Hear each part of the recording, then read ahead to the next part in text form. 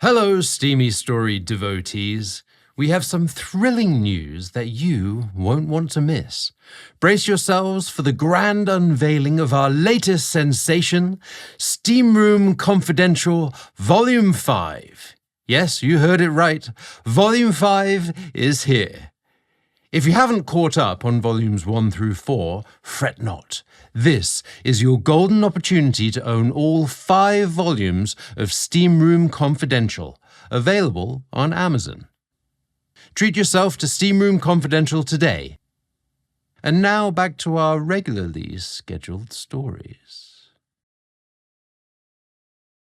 In the enduring splendor of a British manor, an unforeseen love is about to take root for Leo, an attentive young butler. As spring embraces the English countryside, Lord Carlson, the stern ruler of the local township, is planning an extraordinary gala for the local noble people. In preparing for this event, his manservant, Leo, is instructed to notify a novice gardener to create a stunning floral arrangement for the banquet. Upon entering the secluded garden, Leo is captivated not by the roses, but by the gardener himself, an innocent lad whose charm far surpasses the manor's finest flora in his beauty. Leo's heart is sent aflutter. From their very first encounter in this magical orchard, a love as forbidden as the secret garden itself is about to blossom.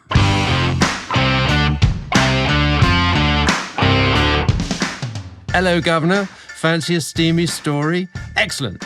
I figured who better to tell a tale about the United Kingdom than a proper Brit.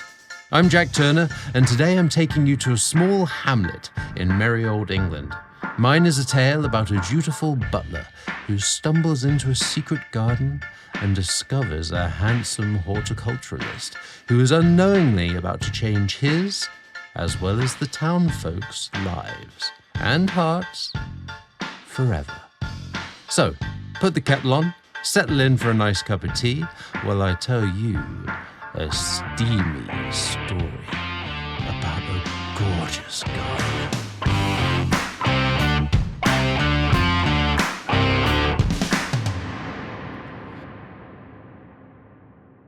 Tucked away in the East Midlands of Britain lies Bakewell, a scenic village marked by narrow cobblestone streets teeming with townsfolk. Among them was Leo, a humble servant who navigated through these bustling lanes with skill and ease. The embodiment of youth and vigour, Leo was an enchanting figure, known for his unwavering morals. Recently turned 18, his youthful vitality and zest for life were evident. Leo's broad shoulders and defined physique reflected his physical prowess and inner spirit. Every movement he made was purposeful and graceful, demonstrating a controlled authority. As Leo navigated the town's charming thoroughfares, his purposeful footsteps resonated. He had just delivered a box of important invitations to the town crier and was now returning to his residence, though not truly a home, for it lacked warmth and family. His dwelling was actually a grand manor where he worked, slept, and lived. The impressive stone structure stood amidst the picturesque countryside. This stately dwelling belonged to a solitary, stern nobleman named Lord Carlson. Lord Carlson's mansion, imposing and austere, seemed to peer down upon the town with a stern presence. Its facade exuded rigidity and formality, leaving no room for warmth or joy. This had been Leo's residence since his childhood. He was an orphan, taken in and raised by Lord Carlson's staff to serve in the household. The cold grey mansion was destined to be his home for the rest of his life, and the Lord, for lack of anyone else, was his surrogate father. Although Leo knew kindness from the other servants at the manor, he never felt love, as the staff did not seem to share Leo's empathy for Lord Carlson, finding him a hard, rigid man incapable of joy or emotion. However, Leo frequently defended the Lord to the others, describing him as misunderstood, likely a man with a shattered past, much like their own. He urged them to show compassion and understanding, even though the nobleman's harsh words and cold demeanour often cut through them. On one particularly magnificent spring morning, Leo was summoned to the Lord's study. The master of the house cleared his throat with an icy crackle before commanding, "My duties as lord in these regions require me to host an affair for the local aristocrats. I loathe these individuals and have nothing but disdain for my neighbours and the surrounding nobility. Still, it is my duty to provide an exquisite affair at my mansion and an evening that they will remember. My roses are among my prized possessions, and my garden is my pride. I need you to meet with my horticulturalist and prepare a magnificent bouquet of roses as the centerpiece of my table. Also inform him that my private garden's gate is to be locked and no one is to gain access during the affair. Anything less than a spectacular display from Julian will not be tolerated." "Of course, Lord Carlson," Leo replied. "It will be done immediately. I will meet with Julian now, explain your request, and inform him of your wish to keep the garden's gates locked during the gala." Without wasting a moment, Leo carried out the nobleman's instructions and made haste to the manor's back garden.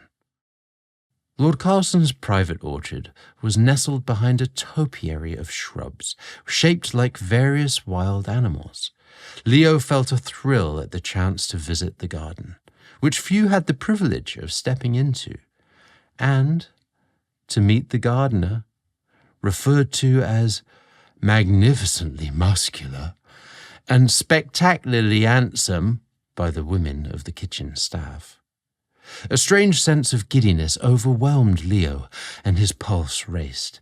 Was he excited about the opportunity to visit a place that until now remained shrouded in secrecy? Or about meeting another young man who intrigued the house staff? A high stone wall surrounded the garden, the only access being a heavy wrought iron gate. Though the gate was closed, the latch was unlocked. With Lord Carlson's permission, Leo entered the forbidden place, his heart quickening as he stepped through the gate. In an instant he was captivated by the blooming allure of the flowers, the sweet fragrance permeating the air, and the gentle rustle of leaves whispering the earth's secrets. Amid this vibrant tapestry of nature, his senses were overwhelmed. He realized why the Lord favored this place. Its fragrant flowers and brilliantly blooming plants, all manicured to perfection, were the work of a master who had created the perfect sanctuary with divine assistance. A deep, youthful voice called out from behind a chrysanthemum bush. "Hello, can I help you?" Leo turned to meet his host and then gasped at the sight of the handsome young man. It was true what he had heard from the ladies in the manor. If anything, they had understated the gardener's appearance. His sun-kissed skin glowed with vitality, complementing his mesmerizing green eyes that sparkled with passion. His warm smile and trim, agile build, sculpted by dedication to the garden, embodied a natural charm that captivated all who crossed his path. Although his clothes were worn and dirt-smudged, they draped over his perfectly proportioned body like fine drapery. Leo may not have addressed his sexual preference before, but now one thing was abundantly clear. This was what he wanted. Julian was everything Leo had ever fantasized about in the deepest, most secret caverns of his mind, and now his dream man stood before him. "I'm, Leo's my name." Leo did his best to sound articulate, but he was far from it. The man continued, "I don't often get visitors here. I welcome the company and the sight of a fresh face, especially one as fetching as yours." Julian smiled pleasantly as he reached out his hand in greeting. "I'm Julian. I was told you'd arrive and heard tales of your attractiveness. But I admit, you are even more dashing than I expected." The two men shared a bashful chuckle. Then Leo continued as if he hadn't received the compliment. "Then I suppose you know why I'm here." "Yes. I received a direct message from Lord Carlson earlier, with instructions for the bouquet and a directive to keep guests out of the garden. I expect he sent you to ensure I understood the urgency of his letter." Leo nodded. Yes, that could be it.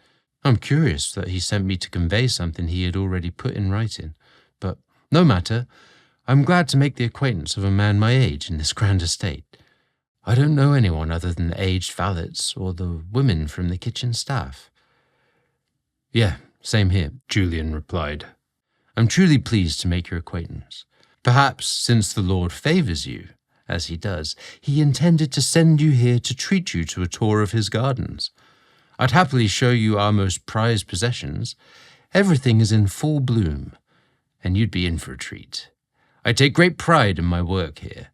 Nothing would please me more than to share it with you." "I'd love that," burst from Leo's lips, almost too enthusiastically. He quickly regained his composure and politely stated, in a fairly reserved tone, "What a splendid idea." Julian saw Leo's appreciation for his garden and his reverence towards the living wonders surrounding them. Instantly, a delicate yet profound connection sparked between the two men. Within moments of spending time together, they knew that each other's company was all they desired. In the days leading up to the grand gala, Leo would sneak out of his chambers each night to be at Julian's side in his garden. With Lord Carlson and the staff deep asleep in the distant bedrooms of the mansion, Leo sought the sanctuary Julian's company provided. Until meeting Julian, Leo hadn't considered his own sexuality.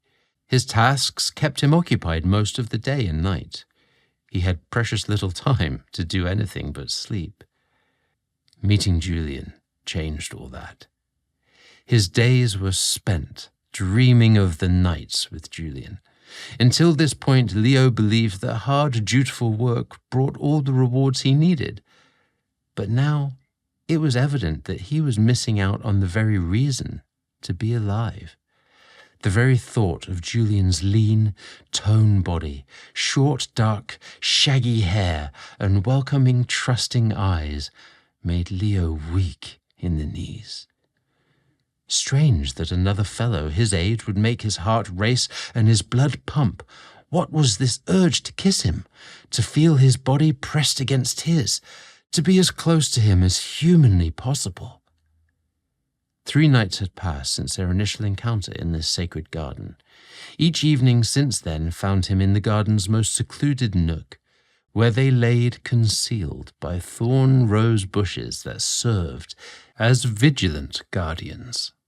As the sweet scent of blooming roses filled the air, they lay naked and entwined on a plush bed of moss, their bodies warming each other against the chilly, damp night air. As close as they got to each other, it never seemed near enough. Not because of the cold, but because of their desires. Julian's breath, his touch, his taste. Leo wanted it all, and each morsel made him crave more. Unclothed and bathed in the soft, silvery glow of the full moon, their innocent, intertwined bodies made a solemn promise to each other. Their whispered words carried that same promise, a shared dream of a day when they could rightfully call each other husband. The evening of the grand celebration had arrived, casting an enchanting glow upon the nobleman's mansion. Its opulent facade was bathed in golden candlelight, while the property sparkled with lanterns guiding guests towards the festivities. The fragrance of roses, Julian's masterpieces, mingled with the aroma of sumptuous delicacies served inside. Amid the bustling home, now full of the local gentry, Leo stood at the central entrance. Dressed to the nines, he was the epitome of a diligent servant, ensuring every detail was perfect and organizing the seamless flow of the event. As the gala raged inside Lord Carlson's grand ballroom, unbeknownst to anyone, an intoxicated guest, known for his boisterous nature, left the party and helped himself to a tour of the grand estate. After a self-guided tour of the cavernous and intricately adorned halls, he wandered through the animal-shaped bushes along the path towards the mansion's private garden. Spotting Julian manicuring the topiaries, the nobleman waddled up to the gardener with a swagger and a stumble. "Young man, I would like to see the garden that has produced this evening's flora. Having seen the roses it's produced, I want to witness the garden in all its glory in person. Now, be quick and lead me to this magnificent arboretum." Julian stood tall, dusting himself clean of the dirt and twigs that clung to his clothes. He was aware he should present himself properly to the so-called dignitary. "Yes, sir. The garden is indeed a sight to behold. It is the source of all my pride. I'd be thrilled to share it with you. However, as Lord Carlson's humble servant, I was instructed to keep the gates locked and politely decline any requests for entry. I apologize profusely for this inconvenience, but allowing admission is simply out of my control." "Hogwash!" the rotund aristocrat barked. "How dare you refuse me?" Once again, Julian apologized, trembling slightly as the ruddy, obese man jammed a finger into his chest. "I am Baron myself, and you are merely a servant. You are in no position to deny anything I request. Open the gates to the garden at once, before I report your insolence to Lord Carlson. Refuse me again, and I assure you, you'll no longer have a place in this house, or any other manor in Britain." The man's intolerance and belligerence escalated, and despite his better judgment, fear of the man's wrath pushed Julian to unlock the imposing iron gates, granting him passage. Julian watched in silent horror as the vulgar man carelessly trampled through the garden, destroying several of Julian's prized rose bushes and an array of shrubs adorned with crimson blooms. Tears welled up in Julian's eyes as he cradled the broken stems. To him, these were not mere plants.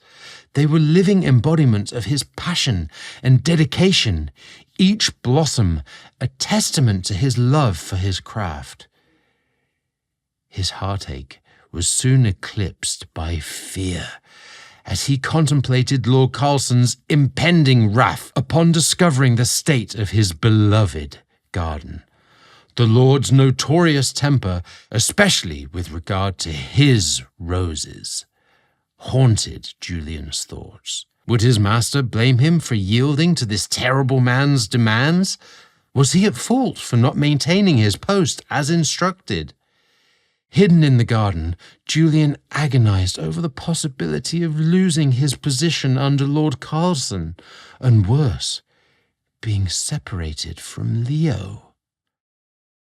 The party ended, and Lord Carlson looked around at the success of the evening.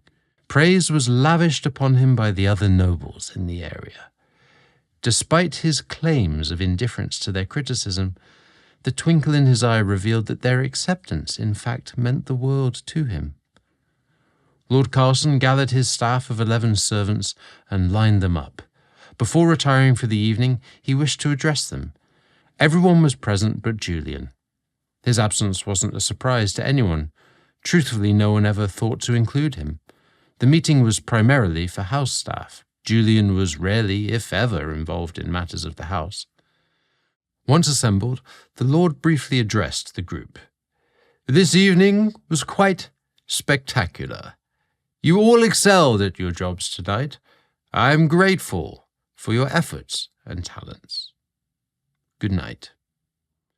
As quickly as his remarks of gratitude were stated, so did the servants dissipate. Everyone was tired and eager for sleep. That is, everyone but Leo, who couldn't wait to slip away to reunite with Julian. Leo found Julian in the garden. His usually vibrant spirit was replaced by fearful apprehension. Something was gravely wrong, and Leo was quick to take Julian into his arms to comfort him. "What has gotten you so upset? What happened tonight that I need to know about?" Julian put on a brave face and took a deep breath. The sadness in his eyes told Leo the whole story, but it was the details he provided. Julian recounted the terrible incident.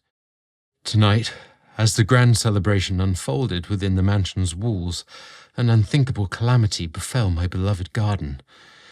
An intoxicated guest, oblivious to the consequences of his actions, forced his way into the Lord's sanctuary, even after I forbade him to do so. I fear that Lord Carlson, in his disappointment and his anger, may cast me aside, dismissing my years of service and my devotion. This garden is my haven, my refuge, and the thought of losing both you and my roses just breaks my heart." The gravity of this situation laid heavy on Leo's heart. He couldn't bear the thought of Julian suffering Lord Carlson's anger for a mistake he couldn't help making. With a brave and stoic face, Leo proclaimed, "Tomorrow I will make this okay. You needn't worry. Trust me, it will be fine. And as of now, your only thoughts should be of this evening's success and the joy of being in my arms. Nothing else should concern you." A tender kiss between the two young men turned into a warm and comforting embrace as Julian nestled closely into Leo's chest, eager to hear the reassuring thump of his heartbeat echo through the tranquil silence. The following day, Leo mustered the courage to request a private audience with Lord Carlson, even as the nobleman enjoyed his breakfast. This was an uncommon request, one that had never been made before, and it piqued the Lord's curiosity. Intrigued, he granted Leo an audience in the grand library after his meal. In the opulent library, beside an already roaring fire, Lord Carlson settled into a plush leather chair. He lit a pipe, leaning back to consider what his young servant wanted to discuss. As the woodsy aroma of the tobacco filled the room, Leo entered, taking a deep breath. His voice, steady yet infused with raw emotion, confessed his love for Julian, recounting their secret meetings under the pale moonlight in the garden, their stolen kisses concealed behind fragrant rose bushes, and their shared dreams of breaking free from societal constraints. He held nothing back, revealing every intimate detail, in the hope that Lord Carlson's sense of justice would appreciate the sincerity of his honesty. Time stood still as Leo awaited Lord Carlson's response, his heart racing with anticipation.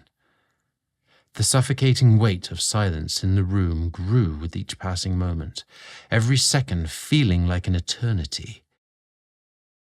When Lord Carlson finally rose from his seat, his features were cast starkly against the glow of the fire. Leo prepared himself for the worst, expecting a torrent of anger and disappointment to be unleashed upon him. However, to his surprise, Lord Carlson walked towards the tall windows, his gaze fixated on the garden obscured by darkness. His eyes held a contemplative calmness, devoid of the rage Leo had feared. He turned to face Leo, who steeled himself against the unknown.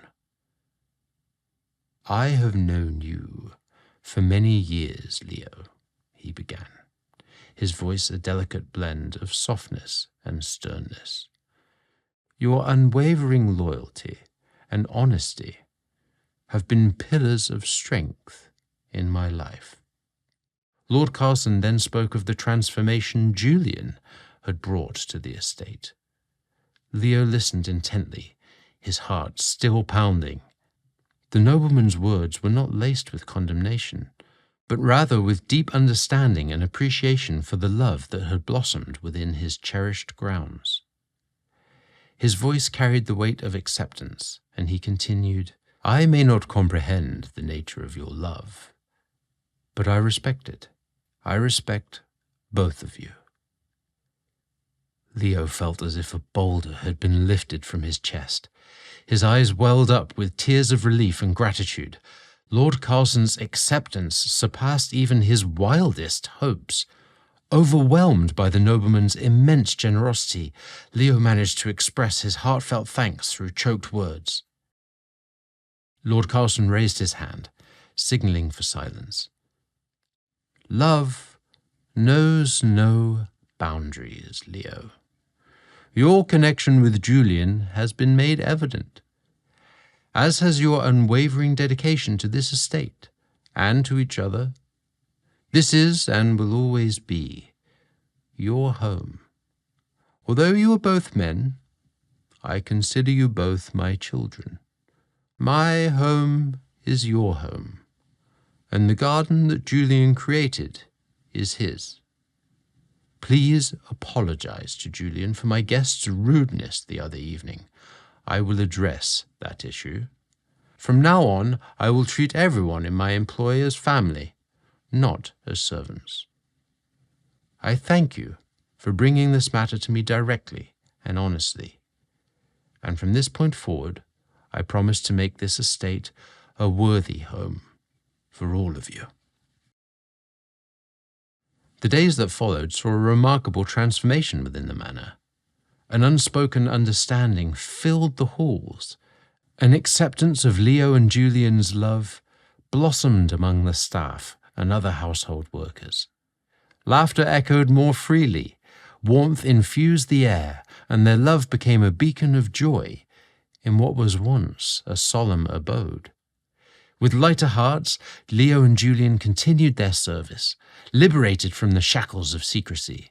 Their love was no longer hidden in fleeting glances and stolen moments. Now it shone freely under the sun's gaze. Their faces bore constant smiles, and their hands were frequently entwined, and they exchanged tender kisses openly. The garden reflected their joy, flourishing as vibrantly as their love. The private midnight rendezvous between Leo and Julian continued in the garden, enveloped by the sweet fragrance of the prized roses. Each night at midnight, bathed in the blue hue of the moon, their bodies drew close, their lips met, and their fingers traced the contours of each other's forms.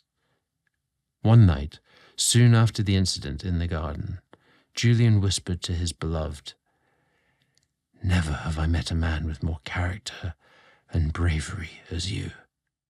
I am truly lucky to call you my one true love." Leo held Julian close, a smile lighting up his face. "My bravery is only matched by your passion, heart, and warmth. It is me who is the luckier of the two of us." His hand traced a path down Julian's lean, toned body, sparking a thrilling shiver of anticipation. Now in this paradise that we've been fortunate enough to cultivate, on this perfect warm summer's evening, I can think of no better time to make love to the man who's already everything I've ever dreamt a man could be. Leo looked deeply into Julian's sweet, loving eyes as he softly caressed his face and replied, "Together, we will experience the gifts of intimacy for the first time. In my wildest fantasies, no evening, no place, no person could have ever captured my heart like this. It couldn't be more perfect." And with that, their clothes fell away, piece by piece. Each article dropped carelessly on the grass. Their disrobing was unhurried, each revealed skin awakening with a new surge of desire, and soon they stood bare before each other. The cool night air caused goosebumps on their tender skin, a stark contrast to the fiery passion igniting within them. Yes, Julian was known for his roses, but in this moment, it was his tulips Leo yearned for.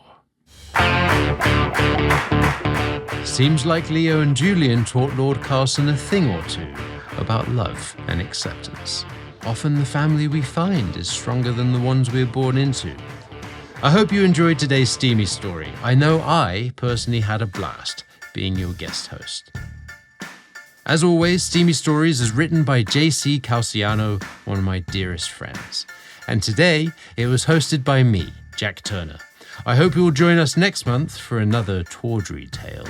I've been told it's a sexy story about two astronauts who embark on a crucial mission to save the Earth.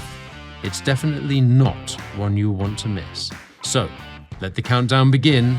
T-minus 30 days till we tell you our next Steamy story. Till then, cheerio, bro.